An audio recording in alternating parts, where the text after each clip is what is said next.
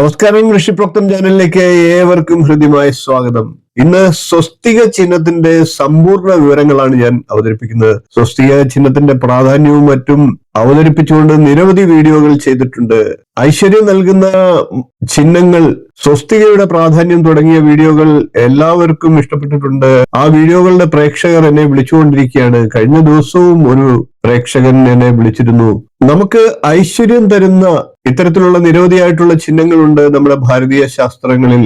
സ്വസ്തിക ചിഹ്നം അതിൽ ഏറ്റവും പ്രാധാന്യമുള്ളവയാണ്. സ്വസ്തിക ചിഹ്നത്തിന്റെ പ്രാധാന്യമല്ല ഞാൻ ഈ വീഡിയോയിൽ ഉൾപ്പെടുത്തുന്നത്, അത് മുൻപ് ചെയ്തിട്ടുള്ളത് കൊണ്ട് തന്നെ. എന്താണ് സ്വസ്തിക ചിഹ്നം, അതിന്റെ ഓരോ ഭാഗങ്ങളും എന്തിനെയൊക്കെയാണ് പ്രതിനിധീകരിക്കുന്നത് എന്നുള്ള സമ്പൂർണ്ണ വിവരമാണ് നിങ്ങൾക്കായിട്ട് ഞാൻ അവതരിപ്പിക്കുന്നത്. സ്വസ്തിക ചിഹ്നം നമുക്ക് കടകളിൽ നിന്ന് വാങ്ങിച്ച് നമ്മുടെ ഗൃഹത്തിലോ മറ്റു ഉപയോഗങ്ങൾക്കായിട്ടോ ഒക്കെ എടുക്കാവുന്നതാണ്. എന്നാൽ നമുക്ക് സ്വയം സ്വസ്തിക വരച്ച് നമ്മളുടെ ഗൃഹത്തിനെയും മറ്റ് നമ്മളുടെ ആവശ്യങ്ങളെയും ഒക്കെ നിറവേറ്റാനുള്ള ഊർജം സംഭരിക്കാവുന്നതാണ്. അത്തരത്തിൽ വരയ്ക്കേണ്ട വിധവും സ്വസ്തികയുടെ പ്രാധാന്യവും അതിന്റെ പ്രതിനിധാനം ചെയ്യുന്ന കാര്യങ്ങളും ഒക്കെയാണ് ഇന്നത്തെ വീഡിയോയിൽ വിശദമായിട്ട് പറയുന്നത്. എന്നിരുന്നാലും ചെറിയ വീഡിയോ ആണ്, വീഡിയോ അവസാനം വരെ കാണുക. നമുക്ക് ഇന്നത്തെ വിഷയത്തിലേക്ക് കടക്കാം. സപ്തനക്ഷത്രങ്ങളുടെ കൂട്ടായ്മയായിട്ടാണ് സ്വസ്തിക ചിഹ്നത്തെ പറയുന്നത്.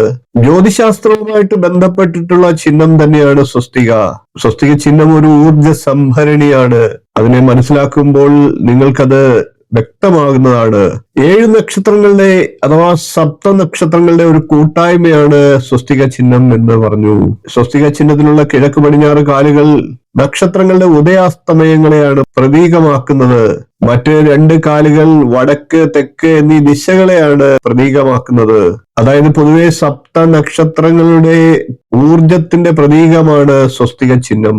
സൗന്ദര്യം, പ്രേരണ, ഉന്നതി, ഊർജസ്വലത എന്നിവയുടെ എല്ലാം സംയോജനമാണ് സ്വസ്തിക ചിഹ്നം. അതുകൊണ്ട് തന്നെ സ്വസ്തിക ചിഹ്നം പതിക്കുന്നത് നമുക്ക് ആരോഗ്യകരമായിട്ടുള്ള ഒരു ഊർജത്തെ പ്രദാനം ചെയ്യുന്നതിന് സഹായിക്കുന്നു. ഇത് പൊതുവെ പ്രധാന വാതിലിന് അല്ലെങ്കിൽ ഗേറ്റിന് മുന്നിലൊക്കെയാണ് സ്ഥാപിക്കുക.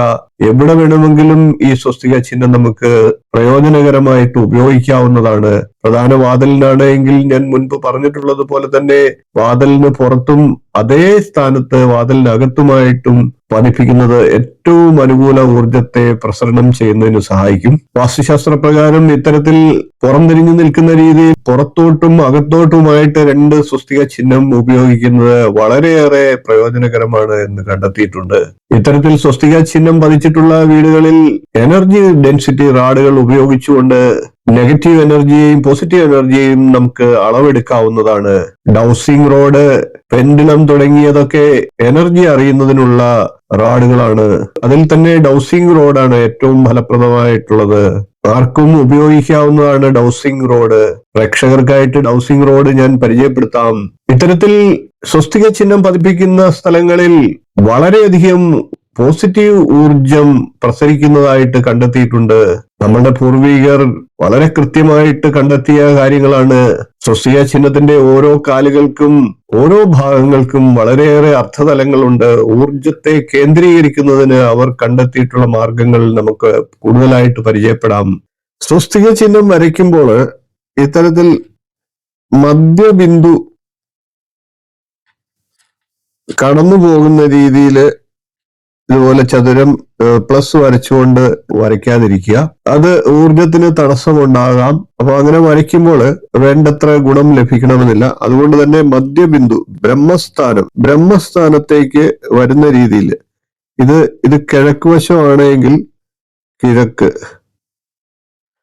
ബ്രഹ്മസ്ഥാനത്തേക്ക് വരുന്ന രീതിയിൽ ആദ്യം കിഴക്ക് നിന്ന് ബ്രഹ്മസ്ഥാനത്തേക്ക്, പിന്നെ തെക്ക് നിന്ന് ബ്രഹ്മസ്ഥാനത്തേക്ക്, അതിനുശേഷം പടിഞ്ഞാറ് നിന്ന് ബ്രഹ്മസ്ഥാനത്തേക്ക്, അതിനുശേഷം വടക്ക് നിന്ന് ബ്രഹ്മസ്ഥാനത്തേക്ക്, ഇപ്രകാരം പൂർത്തിയാക്കുക.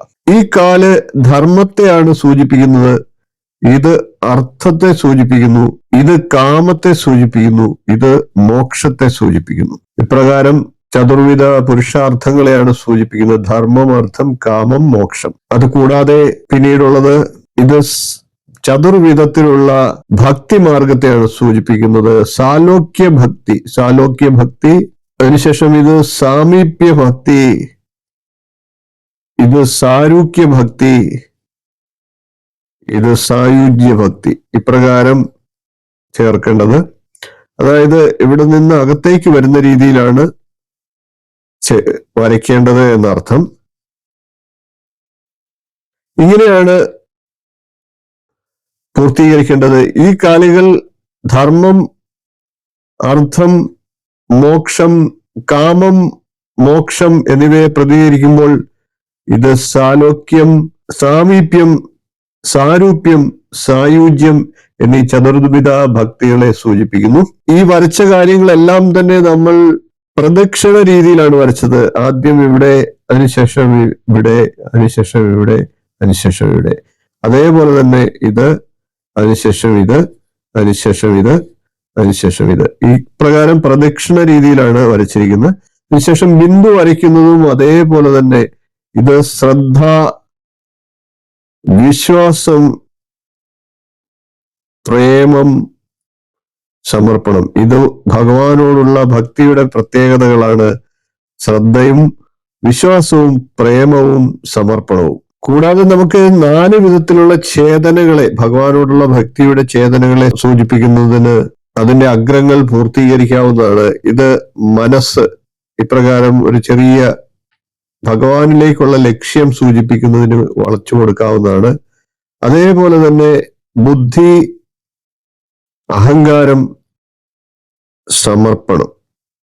ഇപ്രകാരം നമുക്ക് ഈ സ്വസ്തിക ചിഹ്നത്തെ നമുക്ക് പൂർത്തീകരിക്കാം. ഇതാണ് ഞാൻ പറഞ്ഞ ഡൗസിംഗ് റോഡ്. ഡൗസിംഗ് റോഡ് ഇപ്രകാരത്തിലാണ് 2 കയ്യിലായിട്ട് പിടിക്കേണ്ടതാണ്. ഇത് ഒരു പല പ്രകാരത്തിലുണ്ട്. ഇത് മാത്രവും നമുക്ക് ഉപയോഗിച്ചുകൊണ്ട്, അതായത് ഇത്തരത്തിലുള്ള 2 ചെമ്പ് റോഡുകൾ ഉപയോഗിച്ചുകൊണ്ട് നമുക്ക് ഊർജത്തെ അളക്കാൻ സാധിക്കുന്നതാണ്.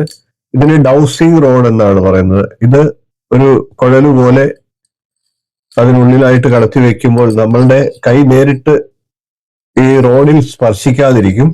അങ്ങനെ വരുമ്പോൾ ഇതിന്റെ വളരെ കൃത്യമായിട്ട് നമുക്ക് ഇതിന്റെ ഊർജം അളക്കാനായിട്ട് സാധിക്കും എന്നുള്ളതാണ്. ഇത്തരത്തിൽ നമുക്ക് ഈ ഊർജ സംഭരണി, അതായത് ഏത് ഭാഗത്തുമുള്ള ഊർജത്തിന്റെ നിലയെ നമുക്ക് കണ്ടെത്താനായിട്ട് സാധിക്കും. നെഗറ്റീവ് എനർജി ആണെങ്കിൽ ഇത് ഇതുപോലെ ക്രോസ് പോവുകയും, പോസിറ്റീവ് എനർജി ആണെങ്കിൽ ഇതുപോലെ വിപരീത ദിശയിലേക്ക് അകന്നു മാറുകയും ചെയ്യും.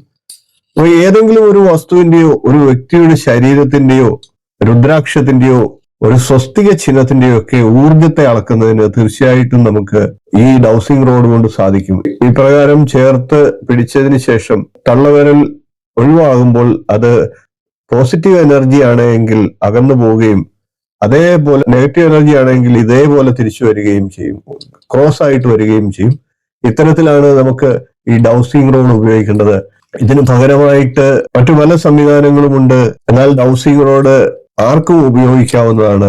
ഊർജത്തെ നമുക്ക് അളക്കുവാനായിട്ടുള്ള മാർഗമാണ് ഇത്. സ്വസ്തിക ചിഹ്നത്തെയും ഒക്കെ നമുക്ക് നമ്മളുടെ അനുകൂല ഊർജം വർദ്ധിപ്പിക്കുന്നതിനായിട്ട് നമുക്ക് ഉപയോഗിക്കാം. ഇത്തരത്തിൽ ഡൗസിംഗ് റോഡ് കൊണ്ട് ഊർജത്തെ അളന്നുകൊണ്ട് നമുക്ക് നമ്മുടെ ജീവിതത്തെ മുന്നോട്ട് കൊണ്ടുപോകാം. സ്വസ്തിക ചിഹ്നത്തിന്റെ പ്രാധാന്യവും അത് വരയ്ക്കുന്ന രീതിയും അതിന്റെ ഓരോ ഭാഗങ്ങളുടെയും അർത്ഥതലങ്ങളും ഒക്കെ നിങ്ങൾക്ക് മനസ്സിലായി എന്ന് വിശ്വസിക്കുന്നു.